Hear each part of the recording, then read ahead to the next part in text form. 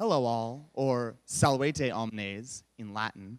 My name is Andrew Morehouse, a second-year graduate student in the Masters in Arts and Teaching program in Latin here at UMass Amherst.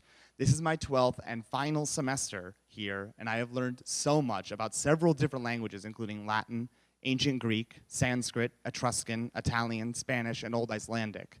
But today, I'll talk to you about Latin. I began Latin, as many students do, in high school.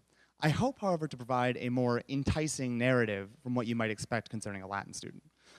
As a student, I had an immediate knack for the grammatical and linguistic features of the language. It was my greatest joy to find a locative case or a rare subjunctive form in a field of text. But it was my first sentence of the poet Virgil, however, that cemented my desire to study Latin at the collegiate level. A sentence that goes on for 7 lines. Allow me to quickly share with you these lines in my own translation that so affected me. Arma vorumque cano, Troiae qui primos aboris Italiam vato profugus, la veniaque venet litora, multil let terris iactatus et alto, vi superum saevae memorem iunones abiram, multa quoquet bello passus, dum conduret urbem, inferetque Deos latio genus unde Latinum, Albanique patres, at qualtae moenia Romae. I sing of weapons and a man who, first as a refugee from fate, came from the shores of Troy to Italy and her Lavinian shores. That man tossed a great deal on land and sea by the force of the gods because of the remembering rage of savage Juno. A man having suffered also many things in war, until he founded a city and brought gods to Latium, from which the Latin people, the Alban fathers, and the walls of high Rome come. Pretty good, right? And that's just the first sentence. I studied through my undergrad much in this way as well. But then I went to Rome herself for the first time, just last summer actually, with the Paideia Institute in a program called Living Latin in Rome. And it was there I fell in love with the Latin language all over again, head over heels.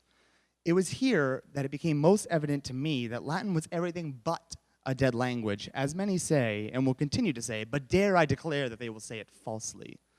We spoke the language through no small difficulty on the streets of Rome herself. The 2,000 years between ourselves and the Romans did not seem to be an unbridgeable gap, but rather that all of us were carrying on a tradition of humanity through the Latin language, a language that has been used for millennia by many varying peoples to express simple thoughts that all of us share: education, aspiration, joy, sorrow, hate, love, all things languages are there to communicate. This became most clear to me when I went to Pompeii.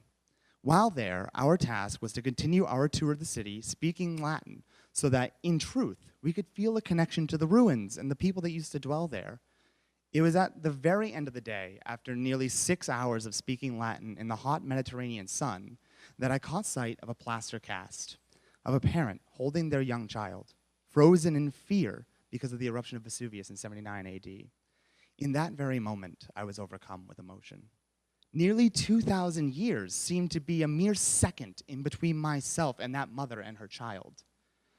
In that very instant of seeing this plaster cast, I was transported in every way except my own physicality to the exact moment of their demise. I know that this level of empathy would have been simply impossible if I had not spent the previous month and that very day speaking and ultimately thinking in Latin. The reason, however, Latin has value and importance is not dissimilar to other languages. I want that to be super clear. What Latin has been for me, however, has been a vehicle of empathy and understanding for thousands of years worth of humanity. The most significant ways languages break boundaries, social, temporal, physical, and otherwise, is in their construction, I think, of this empathy. Though the values of cultures differ, though time passes and languages evolve, though there are various locales for sometimes entirely dissimilar peoples, those boundaries mean little when we realize we all share one thing: our humanity, something we're all here today to celebrate, right? We make mistakes, we commit crimes, we inspire love, we create joy, but we do all of this together despite our differences, though these differences themselves make us great, right? Aestimatio per differentias, value through diversity. Next year, it is my hope that I will be teaching young souls in a high school about the value of humanity, humanitas, Latine, with Latin as the vehicle to ages long past but hardly forgotten. Now, if I may, I'd like to leave you all with a wish of my own in Latin. Spero fore ut pax amorque ad nos quam primum adveniant. I hope that it will be that peace and love come to us all as soon as possible. Thank you.